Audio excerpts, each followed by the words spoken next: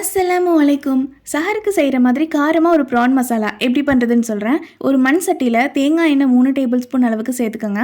Oil heat ஆனதுக்கப்புறமா கடுகு 1 teaspoon, சோம்பு 1 டீஸ்பூன் சேர்த்து நல்லா பொரிஞ்சதுக்கப்புறம் ஒரு பெரிய ஆனியனை குட்டி குட்டியாக சாப் பண்ணிவிட்டு கூடவே ஒரு பெரிய க்ரீன் சில்லி சேர்த்துக்கிட்டேன். கொஞ்சமாக கறி லீஃப் சேர்த்துட்டு ஆனியன் கோல்டன் கலர் ஆகிற வரைக்கும் வதக்கிக்கணும். கூடவே 2 டீஸ்பூன் அளவுக்கு இஞ்சி பூண்டு பேஸ்ட் சேர்த்து அதோட ரா ஸ்மெல் போனதுக்கப்புறமா 2 தக்காளியை நல்லா அரைச்சிட்டு சேர்த்துக்கிறேன். ஸோ தக்காளி நல்லா ஆயில் பிரிஞ்சு வர்ற வரைக்கும் வதக்கிக்கணும். ஸ்பைசஸோட அளவு எல்லாமே ஸ்க்ரீனில் கொடுக்குறேன், செக் பண்ணிக்கோங்க. சேர்த்த மசாலாவோட பச்சை வாசனை எல்லாம் போகிற அளவுக்கு நல்லா வதக்கிட்டு கூடவே கொஞ்சமாக தண்ணி சேர்த்து மூடி கொதிக்க வச்சுக்கோங்க.